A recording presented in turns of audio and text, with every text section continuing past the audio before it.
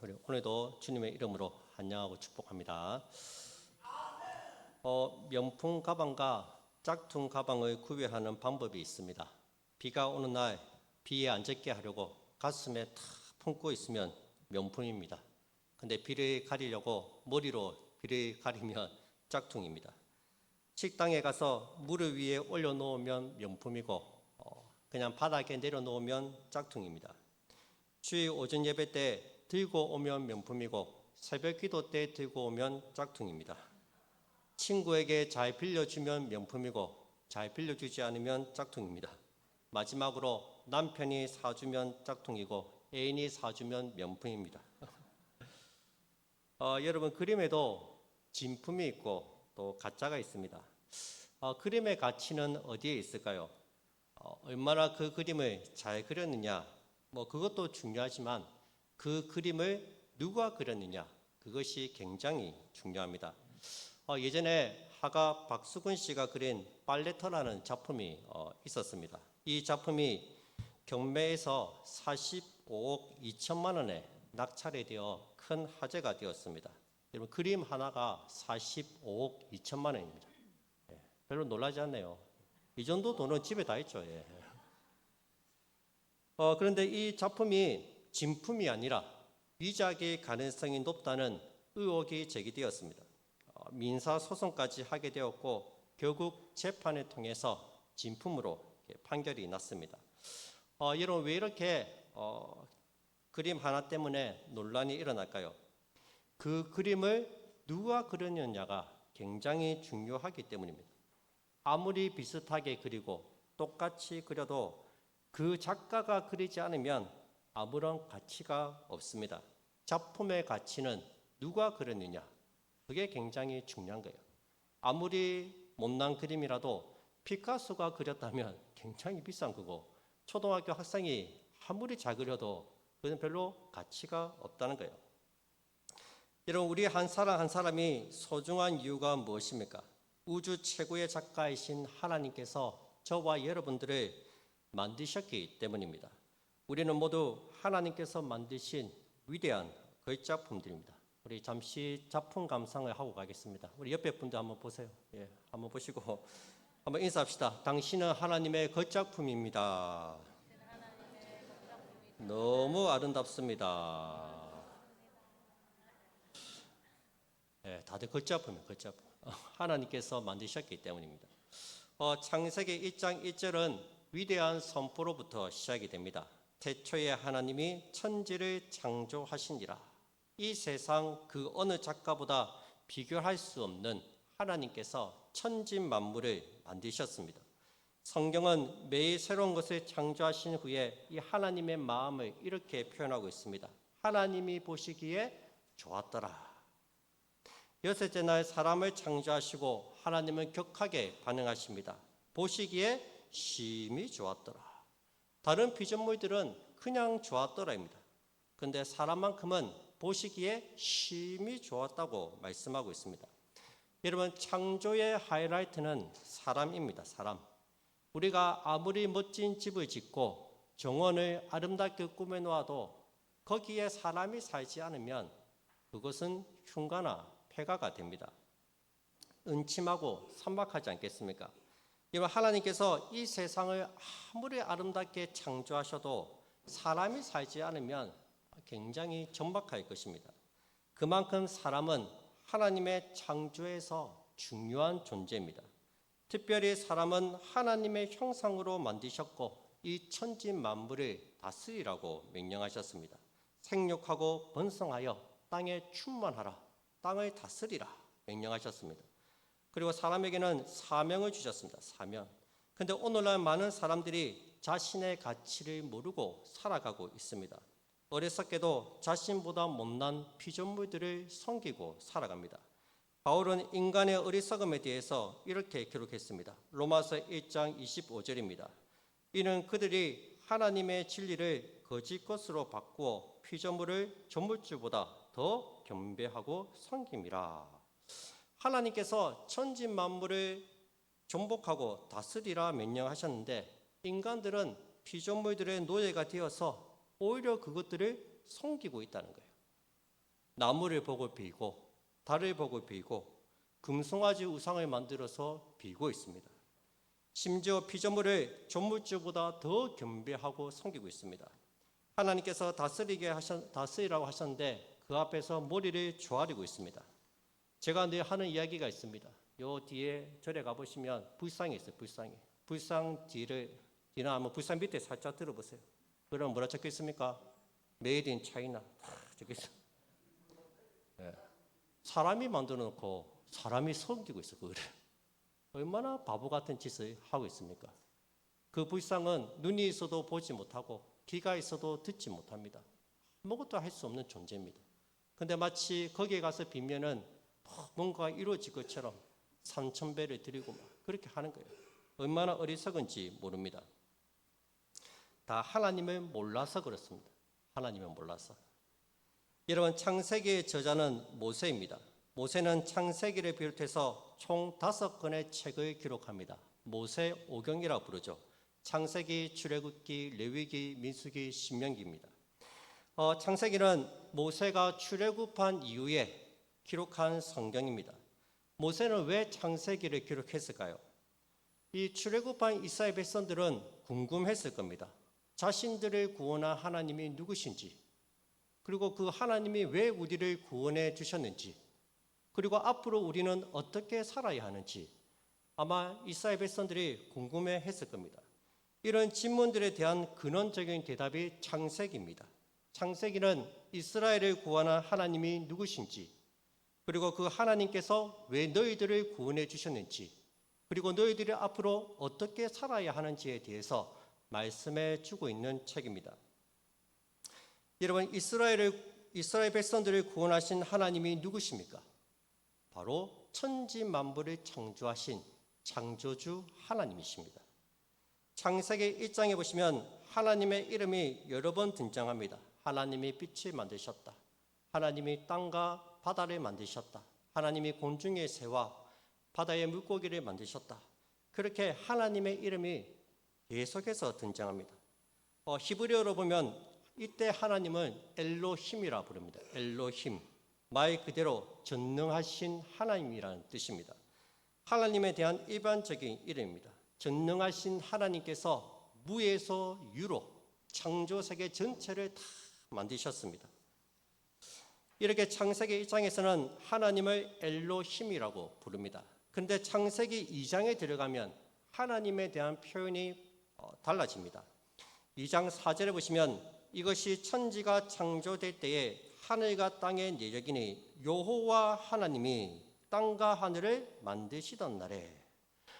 창세기 1장에서는 그냥 하나님께서 말씀하시되 늘 하나님이 나오다가 2장에 딱 들어가니까 하나님 앞에 뭐가 붙습니까? 여호와 하나님이 붙습니다. 여호와가 붙습니다. 여호와란 자기 백성을 구원하시는 신적인 구속자라는 의미를 가지고 있습니다. 야훼, 여호와, 구속자 하나님을 얘기합니다. 모세가 떨기나무 불꽃 가운데서 하나님을 처음 만났을 때 하나님이 자기 이름을 가르쳐 주시잖아요. 나는 여호와라, 스스로 있는 자니라 하고 자기 이름을 말씀해 주십니다. 그때 여호와가 애굽에서 이스라엘 백성들을 구원해 주시 그 구원자 하나님으로 소개합니다. 근데 창세기 2장에 오니까 이 야훼와 엘로힘이 여호와와 하나님이 합쳐져서 여호와 하나님이라고 부르고 있습니다. 이 말은 곧 이스라엘을 구원하신 그 하나님이 바로 천지 만물을 창조하신 창조주 하나님이심을 가르쳐주고 있는 것입니다. 여러분, 이스라엘 백성들은 처음에는 하나님을 자기를 애굽에서 건져내신 구원자로 알았습니다. 그런데 창세기 말씀을 배우면서 더 깊이 깨닫게 됩니다. 이 구원자 하나님께서 바로 이 천지 만물을 만드신 창조주 하나님이시구나. 그 사실을 깨닫게 되었다는 거예요. 제가 지난주에 이정원 교수님의 간증을 해드렸잖아요. 이정원 교수님이. 이분이 예수 믿는 사람들을 핍박하고 이렇게 하다가 이렇게 CT에서 보는 가운데 이분이 혀가 마비되고 그러면서 예수님을 인격적으로 만나게 됩니다. 만난 이후에 밖에 나가서 골목길을 걸어가는데 햇살이 촥 비추고 이 아스팔트 사이에서 피어난 꽃이 보면서 뭐라고 고백합니까? 야, 너무나 아름답다.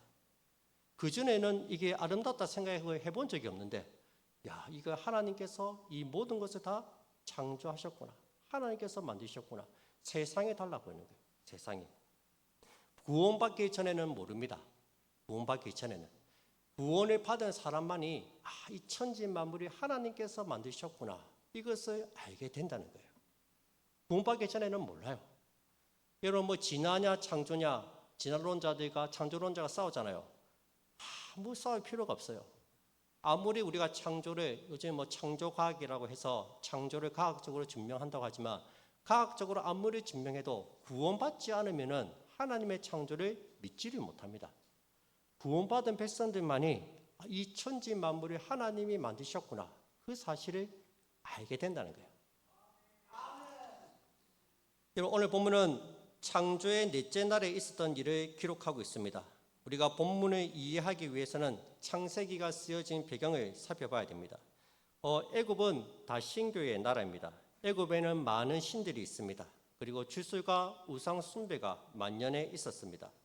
무엇보다 애굽 사람들은 하늘의 태양과 달을 섬겼습니다. 그리고 별을 보면서 점을 쳤습니다. 심지어는 독사나 가축 같은 짐승들도 섬겼습니다. 이 이스라엘 백성들이 애굽에서 400년 동안 살면서 이 애굽의 영향을 많이 받았습니다. 하나님이 누구신지 모르고 살았습니다.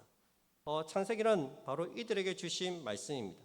하나님만이 참된 신이 되시고 하나님께서 이 세상을 만드시고 다스리시는 분이라는 것을 가르쳐 주는 거예요. 당시 애굽에서 가장 큰 신은 태양신입니다. 태양신. 여러분 태양을 똑바로 쳐다볼 수 있습니까? 태양을 못 쳐다보죠. 눈이 부셔서 태양을 똑바로 쳐다볼 수가 없습니다. 그래서 애굽 사람들은 똑바로 쳐다볼 수 없는 태양을 신과 같이 생각을 했습니다. 그리고 농경사회였기 때문에 태양이 절대적인 영향력을 미쳤습니다. 한 해 농사를 잘 지으려면 적당히 비가 와야 되고 일조량도 풍부해야 됩니다. 그래야지 농작물이 잘 자랍니다. 애굽 사람들은 이 태양을 신으로 섬겼습니다. 그래서 태양신의 이름이 라입니다. 라. 그래서 애굽 왕을 람세스라고 불렀습니다. 태양신의 아들이란 뜻입니다. 람세스. 또한 그들은 달도 섬겼습니다. 달.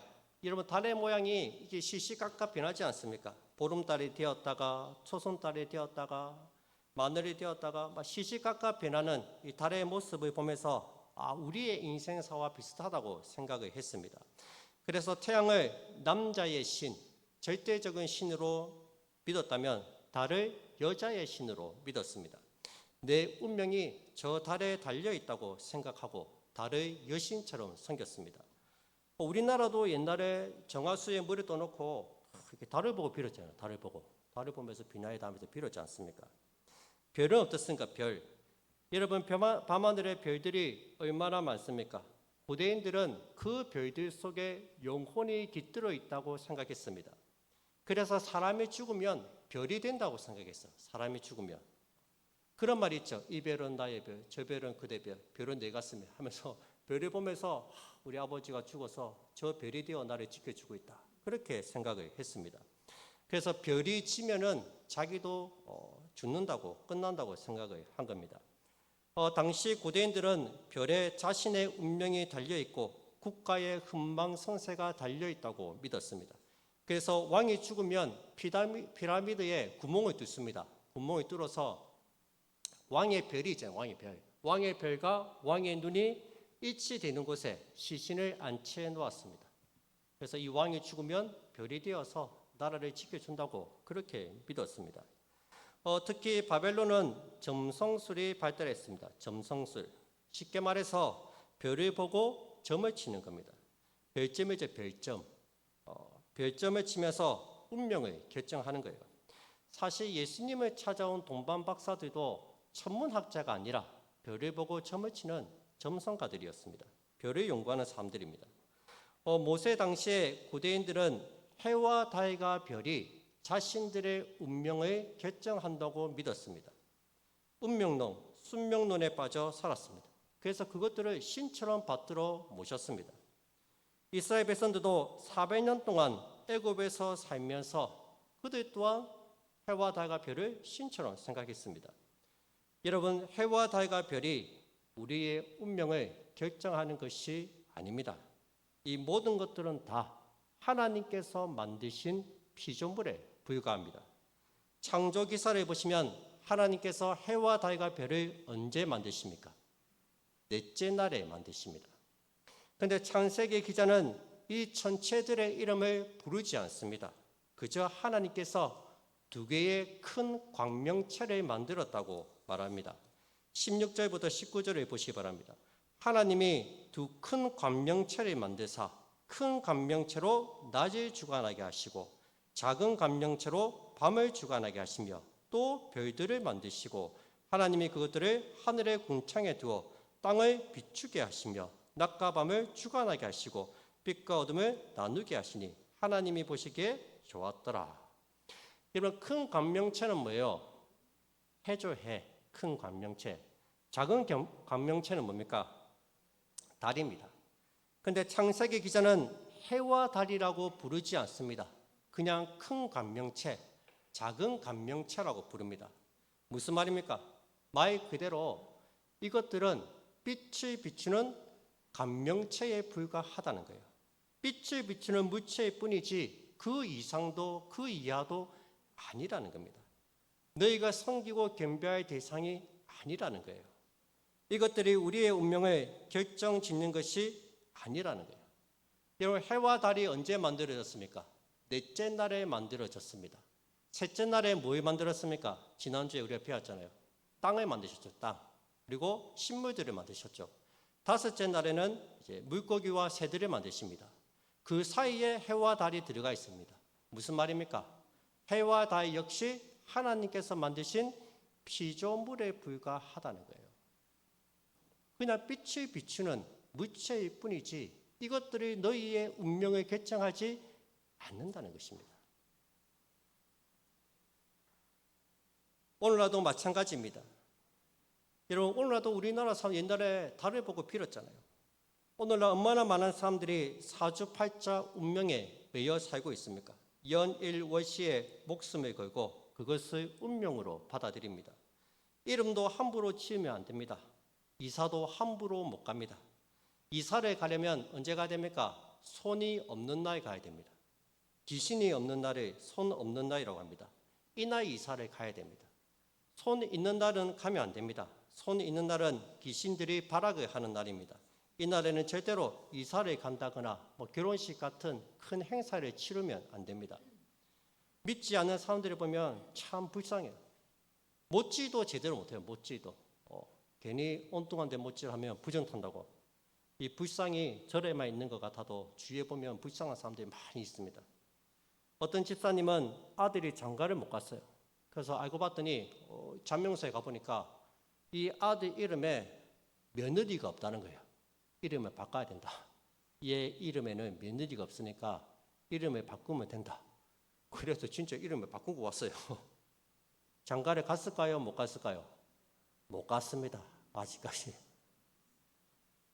예수 믿는 사람들도 그래 살아요.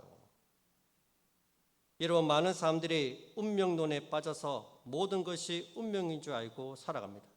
내 팔자가 사나워서 그렇다고 팔자 탓을 하는 거예요. 제가 대구에 있을 때 사역할 때 그 상가에 절이 하나 있었어요. 절이. 그래서 그 절이 이제 팔리면서 거기를 이제 교회에서 사가지고 선교원을 만든다고 이렇게 샀는데 아무도 철거할 사람이 없는 거예요. 부정 탄다고 안 믿는 사람들이 아무도 철거를 안 하려고 하는 거예요. 어떻게 했겠어요? 저희가 갔죠. 저희가 가가지고 불상 다 때려 부고 영등 다 걷어갖고 다 집어 던지고 다 버려버리고 태워버리고 사람들이 옆에서 걱정하는 거예요. 와, 이거 저러다 부정 탈 텐데 큰일 날 텐데. 지금까지 멀쩡하게 잘 살아 있습니다. 안 믿는 사람들은 참 불쌍하죠. 그게 자기들의 운명을 결정하고 생각하는 거예요. 여러분, 성경은 분명히 말합니다. 여러분, 다 그 모든 것들은 다 하나님께서 지으신 피조물에 불과합니다. 하나님만이 참된 신이 되시고 천지 만물을 만드신 하나님이십니다. 우리가 진짜 섬기고 겸비해야 할 대상은 하나님이십니다. 피조물이 아닙니다. 여러분, 우리는 운명론이 아니라 예정론을 믿습니다. 예정론의 중심에는 하나님이 계십니다. 하나님께서 다 정하셨다는 거예요. 하나님께서 다. 살아계신 하나님께서 우리의 구원을 이미 예정해 놓으셨습니다. 성경은 분명하게 말합니다. 하나님께서 저와 여러분들을 창세전에 택하시고 때가 되어 부르시고 하나님의 자녀로 삼으시고 저 천국에 들어갈 때까지 항상 함께 하시겠다고 분명하게 기록하고 있습니다. 우리에게 운명이나 순명 따위는 없습니다. 모든 것들이 다 하나님의 뜻하심 아래에서 일어나는 일들입니다. 내가 이사를 잘못 와서, 내가 이 집에 시집을 잘못 와서 우리 가정이 이렇게 큰 불행을 겪는 것 같다. 절대 아닙니다. 그런 거 없어요. 모든 것이 다 하나님께 달려 있습니다. 하나님께서 저와 여러분들을 붙들고 계십니다. 여러분, 이 사실을 꼭 믿으시기를 바랍니다. 계속해서 16절에 보시면 하나님께서 해와 달을 만드시고 해로 낮을 주관하게 하시고 달로 밤을 주관하게 하셨다고 말씀하고 있습니다. 왜 주관한다는 말을 쓰셨을까요? 그냥 해가 비추고 달이 비추게 하셨다 하면 될 것 같은데 주관하셨다 이 말을 하고 있습니다. 마치 해가 낮을 다스리는 것처럼 달이 밤을 다스리는 것처럼 말하고 있습니다. 그렇지 않습니다. 이 말은 하나님께서 해와 달을 다스리시는데 낮과 밤을 다스리시는데 해를 통해서 낮을 다스리시고 달을 통해서 밤을 다스리신다는 말씀입니다. 하나님께서 직접 다스리시지 않고 해를 통해서 달을 통해서 다스린다는 말씀입니다. 그래서 해와 달은 하나님께서 다스리시는 도구에 불과합니다. 여러분, 이렇게 하나님은 자연 속에서도 숨어 계십니다. 해와 달 뒤에 숨어서 이 자연 만물을 다스리고 계십니다. 지금도 보이지 않는 곳에서 하나님께서는 저와 여러분들의 삶을 친히 주관하고 다스리고 계심을 믿으시기 바랍니다. 종교개혁자 마틴 루터는 이것을 두고 숨어 계신 하나님이라고 불렀습니다. 우리 하나님은 숨어 계신다고 말했습니다. 하나님은 때로는 자신을 계시하시지만 때로는 자신을 숨기십니다. 이사야 선지자도 동일하게 고백했습니다. 이사야 45장 15절입니다. 구원자 이스라엘의 하나님이여 진실로 주는 스스로 숨어 계시는 하나님이시니이다. 하나님은 늘 숨어 있다는 거예요. 드러나지 않고. 그러니까 때로는 우리가 하나님이 없는 것 같이 느껴질 때가 있습니다. 기도해도 응답이 없고 하나님은 전혀 이 상황에 대해서 개입하시지 않는 것 같고 방관하시는 것 같이 느껴질 때가 있습니다. 내가 이렇게 힘든데 하나님이 어디 계시냐고 때로는 찾을 때가 있지 않습니까? 욥기를 보시죠. 욥이 어떻게 하나님을 찾습니까? 욥기 23장 8절 9절입니다. 그런데 내가 앞으로 가도 그가 아니 계시고 뒤로 가도 보이지 아니하며 그가 왼쪽에서 일하시나 내가 만날 수 없고 그가 오른쪽으로 돌이키시나 배울 수 없구나. 욥의 답답한 마음이 느껴지지 않습니까? 욥이 그렇게 간절하게 하나님을 찾았지만 하나님을 철저하게 숨어 계셨습니다. 여러분, 예수님도 숨어 계신 하나님을 경험했습니다. 십자가 위에서 엘리 엘리 라마 사박다니 나의 하나님 어찌하여 나를 버리셨나이까. 마치 하나님이 나를 버리신 것 같은 그런 상황에 직면했을 때 예수님도 숨어 계신 하나님을 경험합니다. 하나님을 찾고 부르짖었지만 하나님은 침묵하셨습니다. 그러나 하나님께서 숨어 계셨기 때문에 인류를 향한 놀라운 구원의 역사가 이루어진 것입니다. 그 십자가에서 못 박힌 강도가 구원을 받았고 십자가 아래 백부장이 구원을 받았습니다. 그리고 저와 여러분들이 구원을 받게 되었습니다. 숨어 계신 하나님은 침묵 속에서 오히려 더 놀라운 역사를 이루셨습니다. 여러분, 하나님께서 숨어 계신다고 해서 아무것도 하지 않고 있는 것이 아닙니다. 숨어 계시지만 여전히 우리를 위해서 일하고 계심을 꼭 믿으시기 바랍니다. 때로는 응답이 없고 아무 문제도 해결되지 않는 것 같지만 그렇지 않아요. 하나님은 지금도 우리의 삶을 붙드시고 우리 가정을 지키시고 우리의 교회를 세우고 계심을 꼭 믿으시기 바랍니다. 유대인들이 낯을 피해서 숨어있던 어느 지하실 벽에 이런 글귀가 적혀 있었다고 합니다. 해가 비치지 않았을 때에도 나는 해가 있다고 믿는다. 사랑을 느낄 수 없을 때도 나는 사랑이 있다고 믿는다. 하나님이 침묵하실 그때에도 나는 하나님의 계심을 믿는다. 여러분, 이것이 진정한 믿음이지 않습니까? 유대인들이 낯에게 박해를 받을 때 하나님이 방관하시는 것 같고 관심이 없는 것 같지만 여전히 하나님이 살아계시고 여전히 이 모든 상황을 지켜보고 계시고 일하고 계심을 믿고 있었습니다. 이 눈에 아무 증거 아니 배워도 이 귀에 아무 소리 아니 들려도 여전히 하나님은 살아계십니다. 우리와 함께 하십니다. 우리를 위해서 일하고 계십니다. 이런 그 하나님을 신뢰하시기 바랍니다. 침묵 속에서도 역사하시는 그 하나님을 믿음으로 바라보시기 바랍니다.